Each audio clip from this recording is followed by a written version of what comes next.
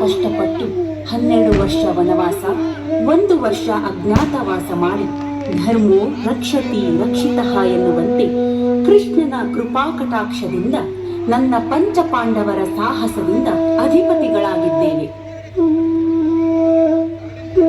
ಈ ಶುಭ ಸಂದರ್ಭದಲ್ಲಿ ನೃತ್ಯಗಾರ್ತಿಯರೇ, ನಿಮ್ಮ ನೃತ್ಯವನ್ನು ಪ್ರದರ್ಶಿಸಿ.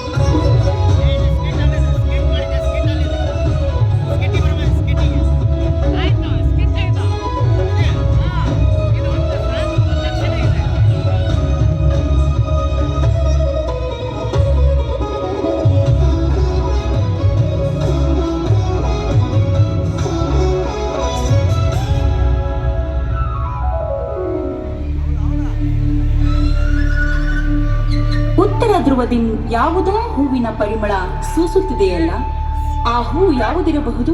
ಆ ಹೂವು ನನಗೆ ಬೇಕು. ಯಾರಲ್ಲಿ? ಮಹಾರಾಣಿಯರೇ, ಈ ಹೂವಿನ ಪರಿಮಳ ಯಾವುದಿರಬಹುದು? ಮಹಾರಾಣಿ, ಆ ಹೂವು ಸಾಮಾನ್ಯವಲ್ಲ. ಬಹುದೂರ ಕಾಡಿನಲ್ಲಿರಬಹುದಾದ ಸೌಗಂಧಿಕ ಪುಷ್ಪ. ಅದನ್ನು ತರಲು ತುಂಬಾ ಕಷ್ಟಕರ. ಕುರುಕ್ಷೇತ್ರ ಮಹಾಯುದ್ಧದಲ್ಲಿ ಕರ್ಣನನ್ನೊಳಗೊಂಡು ಅಧೀರಥ ಮಹಾರಥರನ್ನು ಸದೆಬಡೆದ ಪಾಂಡವರಿಗೆ ಕಾಡಿನಲ್ಲಿರುವ ಒಂದು ಹೂ ತರಲು ಕಷ್ಟವೇ? ದುಷ್ಟ ದುರ್ಯೋಧನನ ಉರಭಂಗ ಮಾಡಿದ ಭೀಮಸೇನರೇ,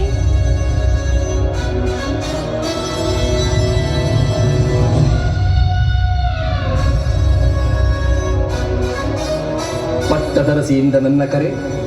ನನ್ನಿಂದ ಯಾವ ಕೆಲಸವಾಗಬೇಕು? ಕ್ಷಣ ಮಾತ್ರದಲ್ಲಿ ಆ ಕೆಲಸವನ್ನು ಮಾಡಿ ಮುಗಿಸುವ ಸಿಕ್ಕಿ ಅಪ್ಪಣೆಯಾಗಲಿ. ನೀವು ಗಮನಿಸಿರಬಹುದು, ಅತ್ಯಂತ ಸುವಾಸನೆ ಭರಿತವಾದ ಈ ಹೂ ಈಗಿಂದೀಗಲೇ ನನಗೆ ಬೇಕು. ಆ ಹೂವನ್ನು ತರಲು ಮಂತ್ರಿಗಳು ತುಂಬಾ ಕಷ್ಟಕರವೆಂದು ಹೇಳಿದರು. ಕಷ್ಟಕರ? ಈ ಧರ್ಮಯುದ್ಧದಲ್ಲಿ ಅಧಿರಥ ಮಹಾರಥರನ್ನು ಸೋಲಿಸಿ ಗರ್ವಿ ದುರ್ಯೋಧನನ ಹೊರಭಂಗ ಮಾಡಿ ಕುರುಕ್ಷೇತ್ರ ಯುದ್ಧಕ್ಕೆ ಮಂಗಳ ಹಾಡಿದ ನನಗೆ ಈ ಹೂ ತರಲು ಕಷ್ಟವೇ? ಈಗಲೇ ತರುವೆ.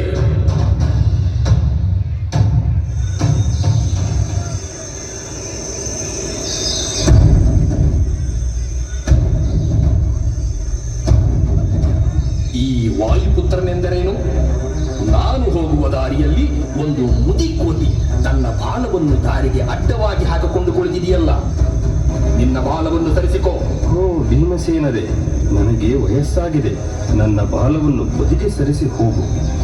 ನಾನೆಂದರೇನು? ನಿನ್ನ ಬಾಲವನ್ನು ನಾನು ಸರಿಸುವುದೇ? ಹಾಗೆಲ್ಲ ಬೇಡ. ಮಹಾಶಕ್ತಿವಂತ ನೀನು ಹೇಳುವ ಮಾತಿನರ್ಥ ಬಾಲವನ್ನು ಸರಿಸುವುದು ನಿನ್ನಿಂದ ಸಾಧ್ಯವಿಲ್ಲವೇ? ಬಕಾಸುರನನ್ನು ಬಗ್ಗು ಬಡಿದ ನನ್ನಿಂದ ನಿನ್ನ ಬಾಲವನ್ನು ಕ್ಷಣ ಮಾತ್ರದಲ್ಲಿ ನಿನ್ನನ್ನೂ ಸಮೇತ ಕಿರುಬೆರಳಿನಿಂದ ಚಿಮ್ಮಿ ಬಿಡುವೆ.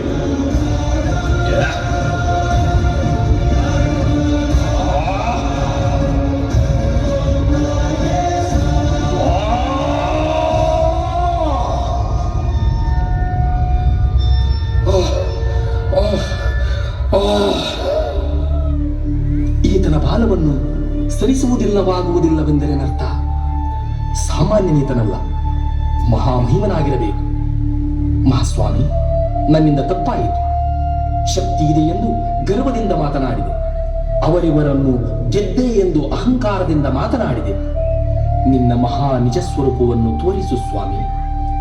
ನನಗನಿಸುತ್ತದೆ ಏಳೂರ ವಾಸ ಯಲಗೂರಪ್ಪನೇ ನೀನಾಗಿರಬಹುದು.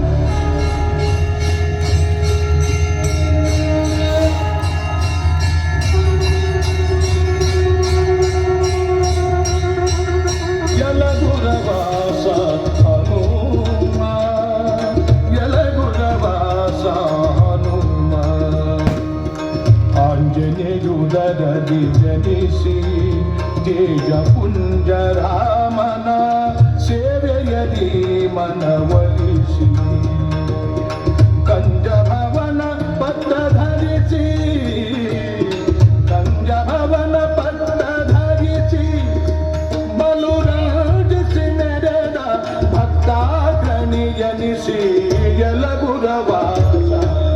ಪ್ರೇಕ್ಷಕ ಬಂಧುಗಳೇ, ಬರುವ ಭಾರತ ಹುಣ್ಣಿಮೆಯಾದ ಫೆಬ್ರವರಿ 7, 8 ಶನಿವಾರ ರವಿವಾರ ಬೆಳಿಗ್ಗೆ 5 ಗಂಟೆಗೆ ಪಲ್ಲಕ್ಕಿ ರಥವನ್ನೇರಿ ಬರುವ ಸನ್ನಿವೇಶವನ್ನು ಸವಿಯೋಣವೇ?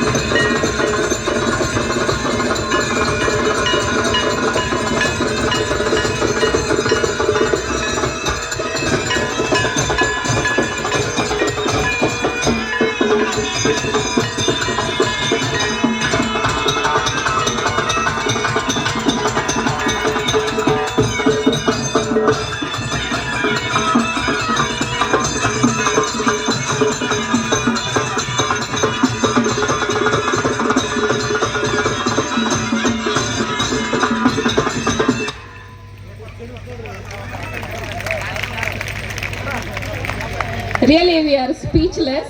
So, my Jhum and Sua performance.